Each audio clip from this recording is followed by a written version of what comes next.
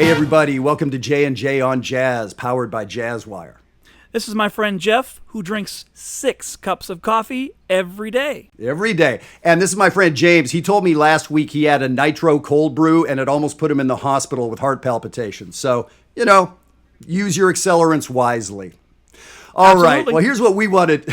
Here's what we want to do this week. James and I are going to teach each other a lick. We're going to do lick of the day, and we're going to do these videos more coming up in the future, maybe once a month, every once in a while, because we got to get our jazz vocabulary together, right? We got to learn some new kind of hip licks. So for me, I was walking my dog. That's where, my best thinking happens, walking the dog the other day, and I was listening to different recordings of There Will Never Be Another You. It's a great song we're doing inside Jazzwire. And I put on some live thing. It was like Monday night at the Village Vanguard, some album I didn't really know. And it's Lee Morgan and Hank Mobley. And I heard a lick that I've heard a million times and never really learned. A really cool kind of bluesy thing. So let me play it here for you in the key of B flat. I'm all ears.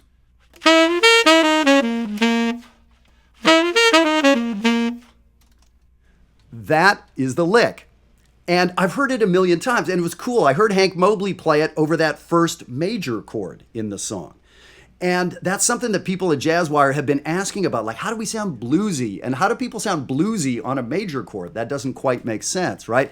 Very interesting. By the way, speaking of Jazzwire, all you folks out there, thousands of you that watch this every week, why are you sitting on your butt and not wanting to get better? Go check out the free limited access for Jazzwire. I would love to have you work with James and I and so many more people inside Jazzwire. It's a blast. So we've been working on that tune and that lick. So I bet you can kind of tell where it's coming from, James. It's all notes from the blues scale, right? Mm-hmm. Did I just play it in the key of what? B flat? Is that what I said? Sounded like B flat to me, right? I need a 7th cup of coffee. That's what's going on. So the B flat, yeah, not funny. The B flat blues scale.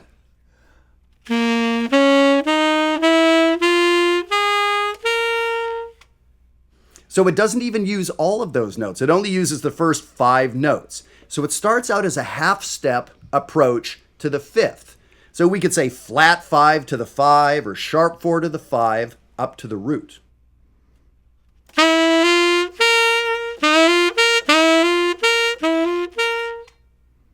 So fantastic chromatic approach to a couple chord tones. Goes up to the root, and then it comes back to that flat 5 and comes down the scale.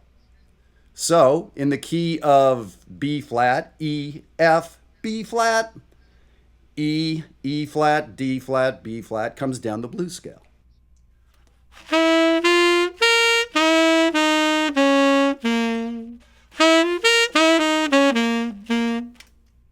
And sometimes they put a little wiggle at the end. You got that, James? Let me think. Let me try it. I like this. All right. It's a good one. That's it, right? That's it. Nailed it.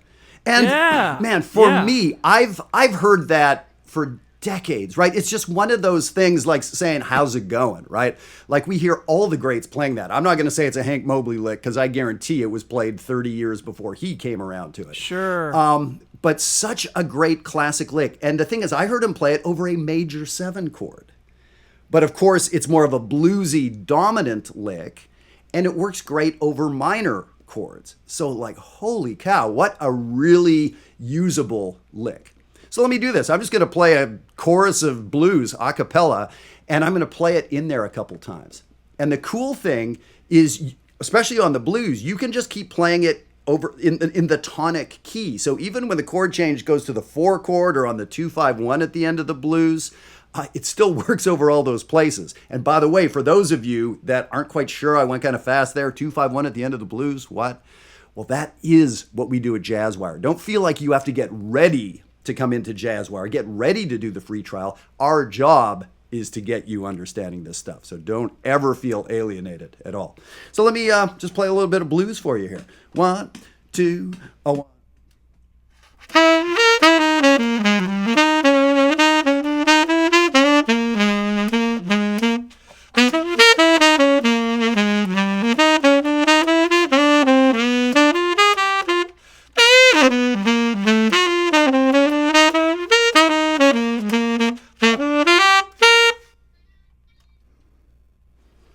So I got it in there, what, 3 times? At least 2 times. 3 times. I thought I heard 3. Three. At least 2. You're right. Yeah. Yeah. And so that's still pretty new to me. It's not difficult. I know the blues scale. I understand it. But man, I'm really having to think to fit that in there. But that is what I do. And most of my friends who are pros, world-class touring pros, that's the job, is learning more vocabulary, getting it into your playing in that kind of context. So, James, what do you got for me? So, okay, this is one that's actually pretty new to me, and I got to give credit because this is actually a concept that it shouldn't be new to me because I studied with John Swana, the great John Swana, when I was in grad school at UArts, and his approach to playing diminished chords is really, really beautiful, and I'd never heard anybody really approach it this way. When I was studying with him all these years ago, I wasn't ready to hear this concept, and I'm just now starting to get to a place where I can hear it. So I guess there's a little bit of a lesson in this, in that there are some concepts that maybe someone will show you a lick or a way to play something, and you just don't hear it, or you have a hard time conceiving of it. That's okay. It's important to practice it and important to be familiar with it, but there are times when you can't force these things into your playing. So that was 15 or 16 years ago, just now to a point where I can hear this sound that I'm going to show you. So, man, that is genius, because my dad told me about 20 years ago, just listen to your wife and agree with her. Just agree with her and it'll be great. And so 20 years in, I've just realized that it really works great. So yeah, I wasn't ready to hear that lick, 20 years ago. Now I got it. Okay, well, jazz is after all about life. So dig it. Here's the lick. Again, it's 2 sounds. It's that whole half diminished scale, and it uses a first inversion major triad to give a little bit of a spin on that traditional diminished scale sound. This is, again, from a very small window into the mastery of John Swana's diminished playing. So we're going to play that whole half diminished scale that starts on concert A. We're going to play that up, whole step, half step, till we get to F sharp concert in the scale, at which point we will play F sharp, A, and D, which is a first inversion D major triad. Check it out. It sounds like this.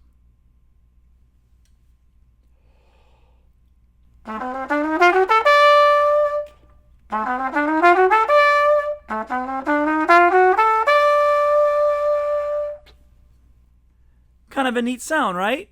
And Jeff, you might want to try it. Play up that scale till you get to the F sharp.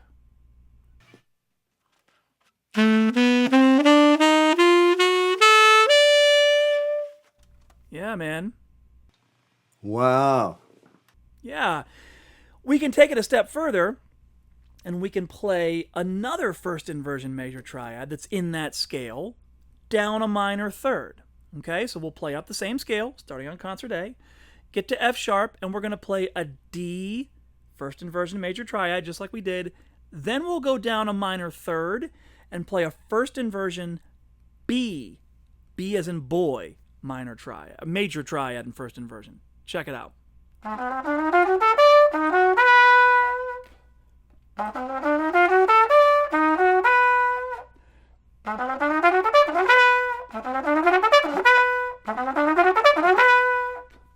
Oh man, I love it. And so the chord that we would put that over is an A diminished chord. Does that sound right? Right, because we can play diminished sounds that are based on the third of the dominant 7 chord. Yep. So I'm going to try to incorporate this into a B-flat blues. I'll play it right at the top. I'm going to start my solo in the 11th and 12th bar on the turnaround, and you'll hear that I'm going to use it to get into the beginning of the blues. Check it out.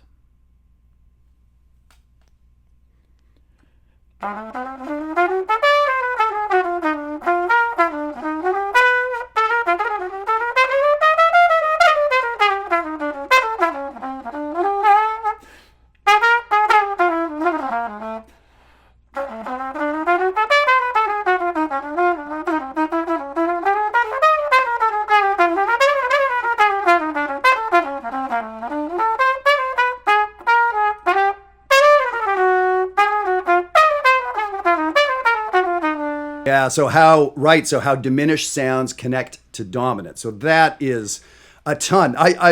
Right, like that's, years of work, right? And so again, inside Jazzwire, we have people beginning to see these connections. And that's how, with just 12 notes, this music is practically infinite, because the ways we can combine these notes, the sounds they create, and how they link to each other, it's just endlessly fascinating. And speaking of which, so today's Friday, right? And you know what James and I are doing right now? We're teaching at Maryland Summer Jazz. So by the miracle of the internet, we're doing two things at once. You can do that with 6 cups of coffee. So we're teaching at Maryland Summer Jazz right now. Next week, we have the second session of Maryland Summer Jazz, July 23rd through 25th. We have 2 horn spots open. We have 1 guitar spot open. And that's it. So if you play one of those instruments, Maryland Summer Jazz, go visit the site. And man, I would love to have you join us and working with all the fantastic faculty we have. I was talking to Randy Brecker on the phone yesterday, which was pretty hip. He's one of our special guests for next week.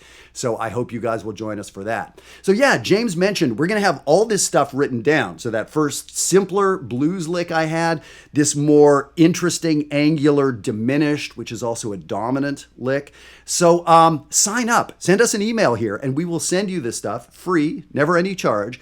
And we'd be happy to put you on the mailing list so that every week you get notified of the new video, and we'll automatically send you whatever PDF there is. So we would love to have you in here on the J&J team. What do you think? Should we leave it there? I think that's a great place to leave it. Folks have got a lot of work ahead of them with these 2 licks, and we hope that you'll see us in Maryland Summer Jazz for sure, and get on top of Jazzwire, folks. I'm telling you, great things happening in there, this kind of stuff all the time. So please join us on all those places, and we'll see you around. Yeah, I'd like to hang out and talk, but I got to go work on that diminished lick. That is super cool. I need another cup of coffee or 3, and then I'll just check myself right into the ER, and we're good to go, man. Perfect. We know we got our marching orders. Take care, everybody. See you. Bye.